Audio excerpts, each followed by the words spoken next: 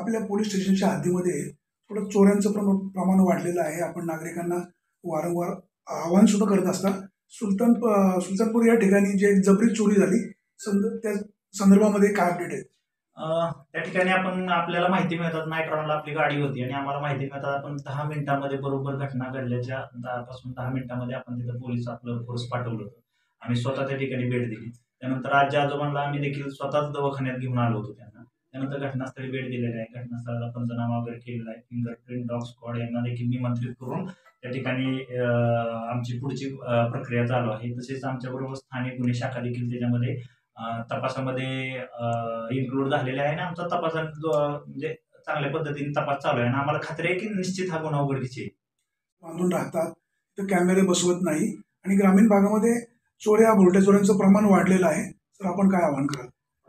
आम्ही या ठिकाणी मला वाटतं जवळजवळ 1.5 वर्ष झालं मी प्रत्येक कार्यक्रम असू द्या, प्रत्येक सण उत्सव असू द्या, गावोगावी ग्रामसभा असू द्या, प्रत्येक वेळी जाऊन आम्ही या ठिकाणी नागरिकांना CCTV बसवण्याचं आवाहन करत आलोय.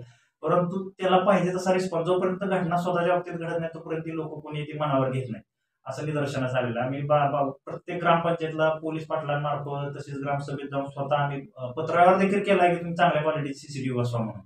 तरी देखील लोकांचा पाहिजे तेवढाच लोक ती गोष्ट गांभीर्याने घेत नाहीत. लोकांचे कितीतरी महागातले चांगले बंगले बांधलेले आहेत. काय लोकांचं तर असं आहे की बाबा त्या म्हणजे फक्त एक सिंगल बंगला आहे त्यांचा, आजूबाजू पण नाही, परंतु तरी पण त्यांनी या ठिकाणी CCTV बसवण्याबाबत कुठलंही त्यांनी गांभीर्याने घेत नाही. त्यामुळं काय होतं की अशी काय घटना घडल्यानंतर त्यांना सांगता येत नाही व्यवस्थित आणि आम्हाला तपासामध्ये किंवा शोध घेण्यामध्ये थोड्या अडचण येतात. माझं नागरिकांना पुन्हा एकदा आव्हान आहे की 10 ते 15 हजारामध्ये तुम्हाला CCTV खूप चांगल्या क्वालिटीचे CCTV मिळतात. तर सर्वांनी जास्तीत जास्त प्रमाणात CCTV बसवायचे जेणेकरून असली कुठली घटना घडणार नाही आणि घडली तर बाबा ती उघडकीस आणण्यामध्ये आम्हाला मदत होईल. ते घर अतिशय अडचणीच्या ठिकाणी आहे. 2007ला त्या ठिकाणी एकदा अशीच मोठी चोरी झाली आणि एका व्यक्तीचा खून करण्यात आला. स्थानिक लोकांचं म्हणणं असं आहे की इथं रेकी केली गेली आणि त्यातूनच हा काही प्रकार झाला असावा. जी जुनी टोळी होती, मागचा जो प्रकार घडला ती टोळी पोलिसांनी पकडली पण होती. त्याचा याच्याशी काही संबंध असू शकतो काय? नाही, निश्चित तसं संबंध असू शकतो कदाचित, परंतु मागच्या घटनेमधून आपण काय शिकलो हे देखील महत्वाचं आहे. तुम्ही जर तुमचं घर एवढं आडबाजूला आहे तर तुम्ही निश्चित तुमच्या सुरक्षेच्या दृष्टीने उपाययोजना करणं पाहिजे. आता त्या ठिकाणी आम्ही बघितलं की ते जे लोखंडी ग्रिल वगैरे होते, परंतु त्या ग्रिलला लोक लावलेलं नव्हतं, पुन्हा आतमध्ये सेफ्टी डोर लावलेले नव्हते. त्याच्यामुळे कदाचित बाबा ते चोरांना ती घटना करण्यासाठी सोपं हे झालं असेल.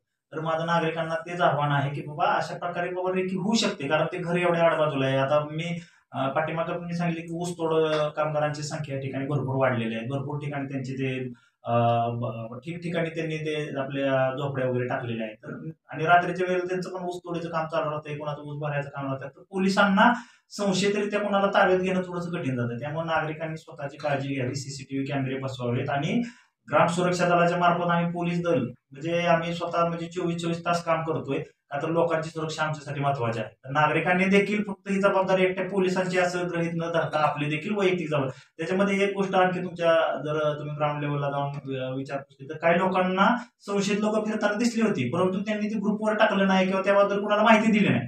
जर ती माहिती जर कदाचित त्या दिवशी दिली असती तर बाकीची लोक जागी झाली असती, बाकीची लोक जागृत झाली असती, पोलिसांनी त्या भागात पेट्रोलिंग केली असती, बाबा इथं असा चोर आल्याचा संशय वाटतोय, तर कदाचित ही घटना टाळू शकलो असतो. परंतु काही लोकांनी बाबा म्हणजे तेवढं त्यांना गांभीर्याने ती गोष्ट घेतली नाही, त्याच्यामुळे बाबा ही घटना घडली असं आहे. आता मागच्या काही दिवसापूर्वी देखील आम्हाला असंच सुलतानपूरमधून फोन आला की सर आमच्याकडे काहीतरी बाबा संशय झाला. तर मोजून 5 मिनिटांमध्ये आमचा रिस्पॉन्स होता. 5 मिनिटांमध्ये आमची टीम तिथं, मी स्वतः तिथं होतो. आम्ही बाबा लोकांसाठी तेवढं धावपळ करायला तयार आहे, पण लोकांनी पण बाबा ही आपली देखील सामाजिक बांधिलकी आहे की बाबा ह्या चोऱ्या माऱ्या थांबल्या पाहिजेत. त्या दृष्टीने लोकांनी देखील आम्हाला बाबा एक पाऊल ते पण पुढे आले पाहिजेत.